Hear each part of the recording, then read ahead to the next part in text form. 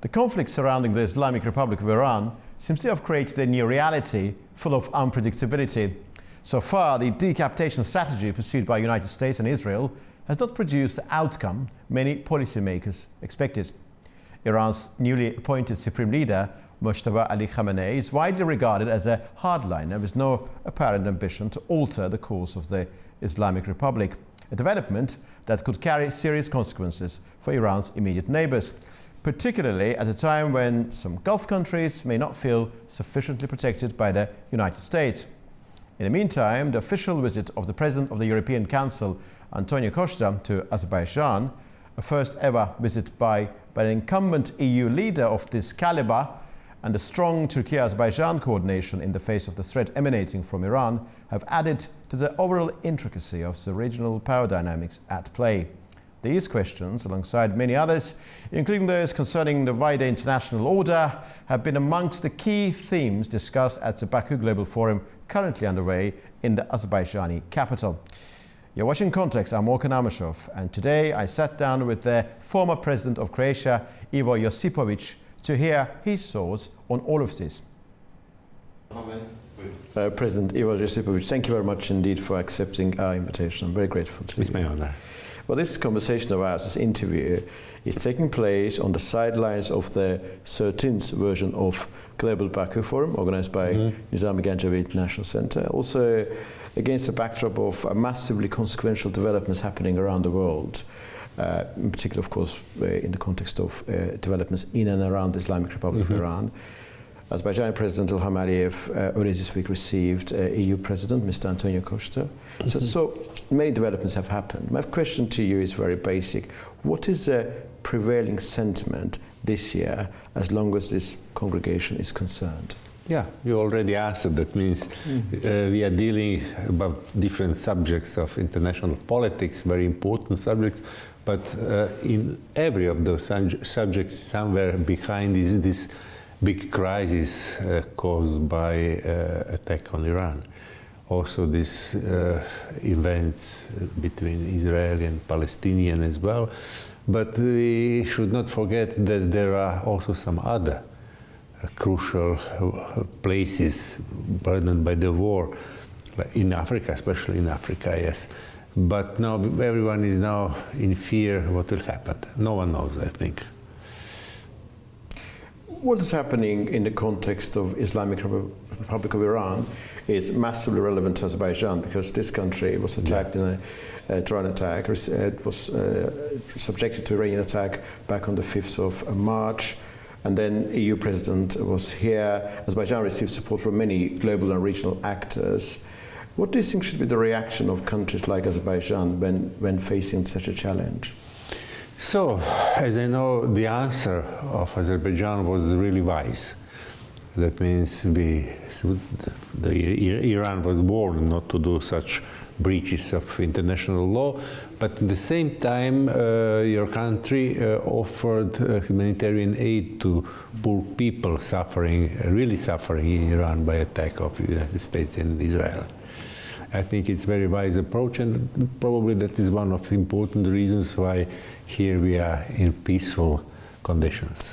Mr. President, there are a number of legal questions regarding the legality of the actions taken against Iran by United States and Israel. For example, British Prime Minister Sir Keir Starmer initially did not join the offensive strikes because advice he received from his lawyers was that there are massive problems regarding the legality. Yeah. And what does this conflict, irrespective of its potential outcome, mean for the international legal order, which has been facing its challenges over the past years or even decades?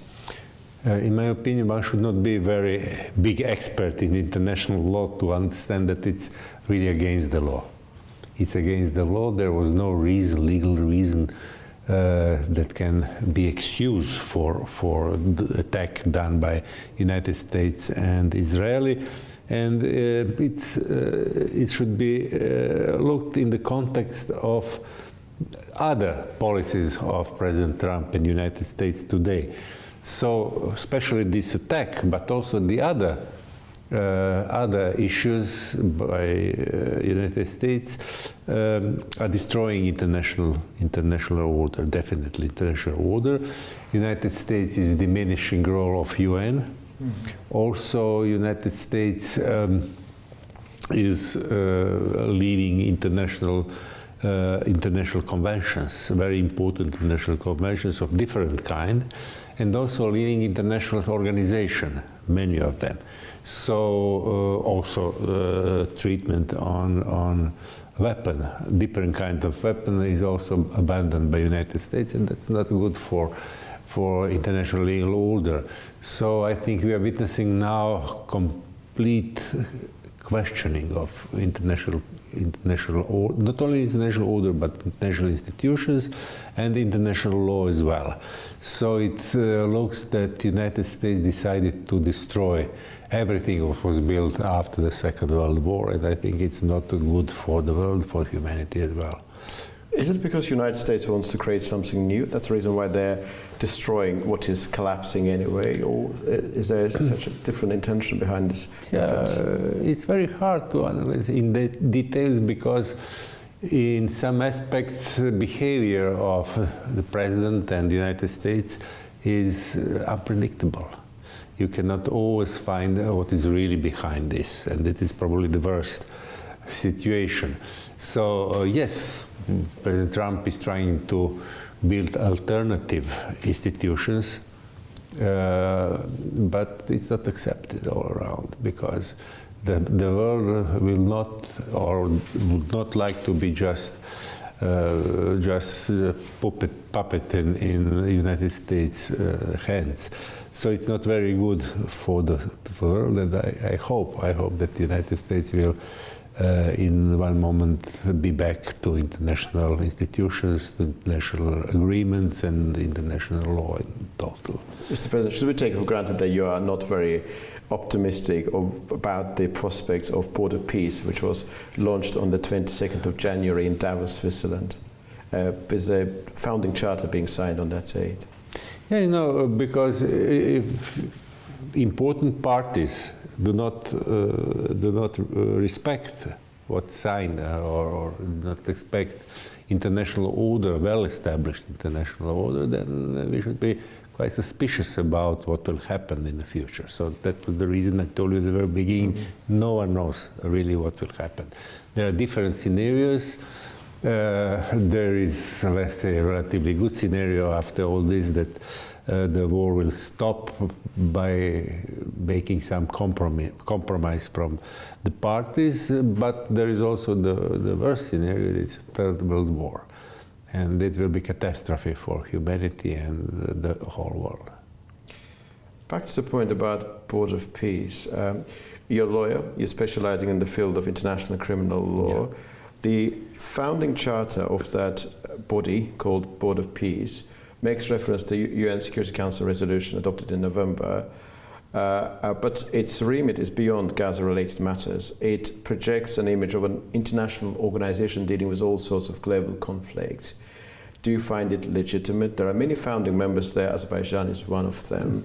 Do you feel it a UN-mandated organization or completely new international body with a different vision of the way of the manner in which things should be sorted out? I think at least it will be repaired international order, because obviously from ever international order and international law is not applicable in the same manner to big and strong countries as a small and relatively weak countries.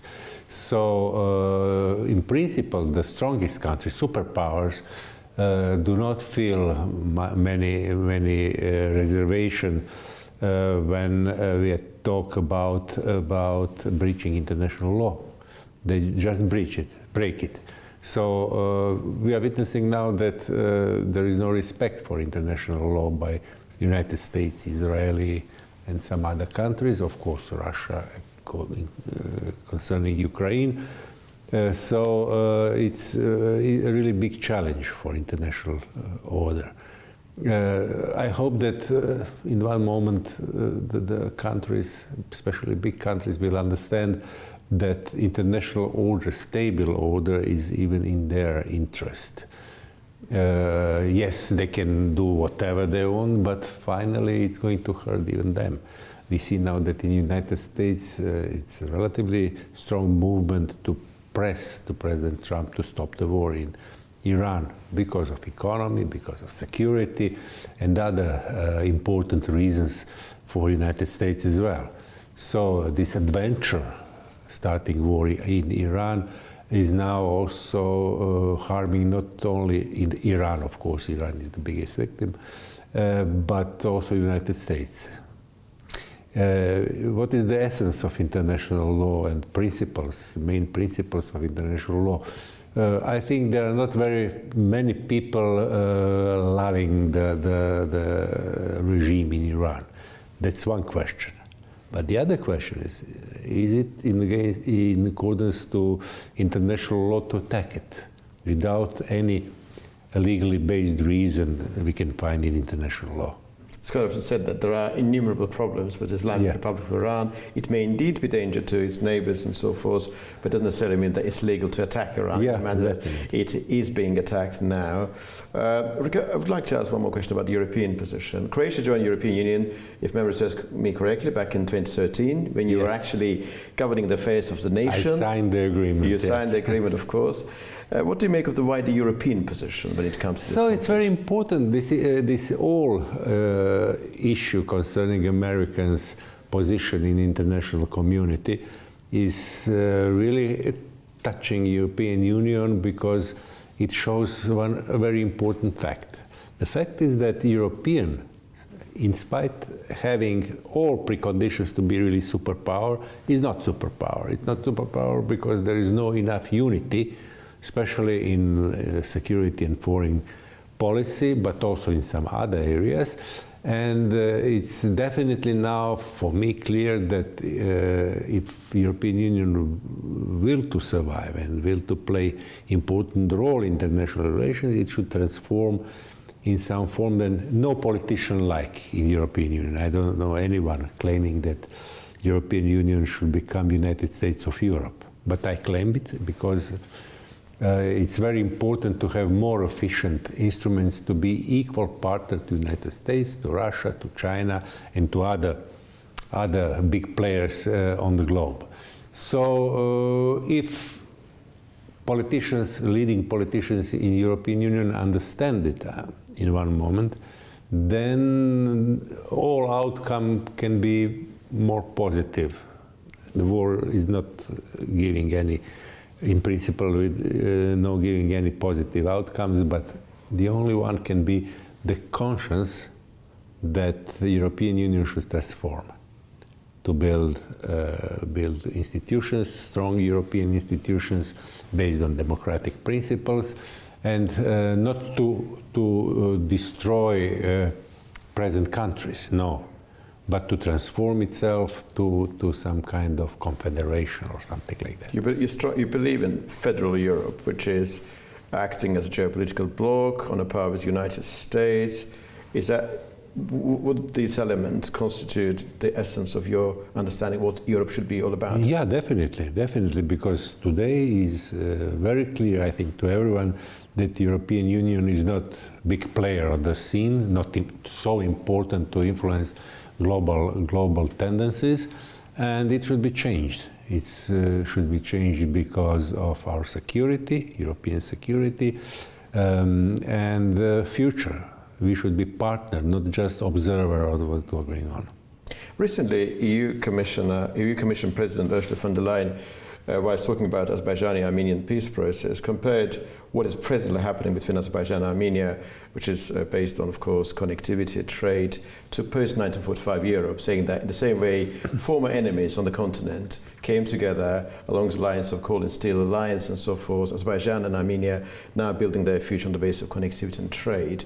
When you were president from 2010 to 2015, you were a strong advocate for good constructive relations between Bosnia, Serbia and your country. Yes, definitely. Do you see any element of comparison between the way Azerbaijan and Armenia want to build their future and the way you believe those three countries should build their future? Yes, there are many similarities. Of course, this reconciliation in Armenian And Azerbaijani case begins immediately after the war. Immediately. It was possible because especially President Aliyev, but also leadership in Armenia understood that the war is not resolving any problem, that cooperation is much more efficient to make their countries prosperity for their countries. So when I advocated reconciliation in our region, that was many years after the war. So it was not easy task, and especially I had good relations with President Tadic from Serbia, and of course leadership in Bosnia and Herzegovina, and visibly our relations were better. But unfortunately, no achievements in international politics is forever. So every leader and every future leaders should be engaged to keep peaceful policy and to make arrangements to rivals and especially our neighbors to make them permanent. That's very important. So I think it was very wise from Azerbaijan leadership, President Aliyev, not to misuse position of war winner, but to give the hand to neighbor and said, okay, we can work together. It will be good for you, it will be good for us. Because definitely it was clear that continuation of the war leads to new disasters. One of the extraordinary developments that have happened over the past few days was that after an Iranian drone attack at Azerbaijan's Nakhchivan airport, Azerbaijan and Armenian foreign ministers had a telephone exchange, considered a wide range of possibilities. They could probably counteract the threat coming from Iran, which is extraordinary. Former enemies, current partner, although these two countries have not yet signed the peace deal on the initial date, now they're actually talking about how to deal with threat coming from Iran, which is an extraordinary, of course, development. Do you think this development, peace between Azerbaijan and Armenia, the logical conclusion of which will be Turkish-Armenian normalization? And bearing in mind the latest statement coming from EU Enlargement Commissioner Marta Kos about creating quadrilateral coordination mechanism involving Azerbaijan, Armenia, Turkey and EU will make Azerbaijan and Armenia more Europe-oriented, so to speak.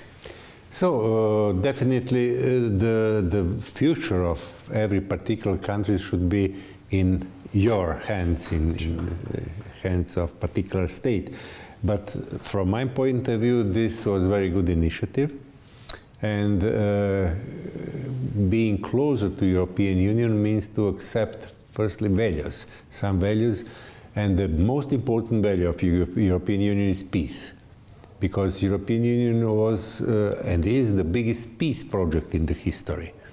It was created and it was built more and more, having the idea of eternal peace between European countries. And it was successful because after, no European country made war between the other European country from the very beginning of European Union and predecessors of European Union.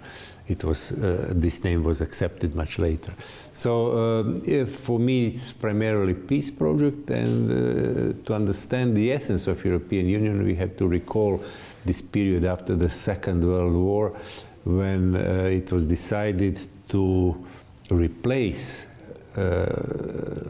conflict or frozen conflict for many centuries, even centuries, and to replace it to unification, united policies, and peace policies. And it's successful. So having this European value integrated in the relation between Azerbaijan and the Armenia, and of course Turkey as well as a big player, is a very big, important step.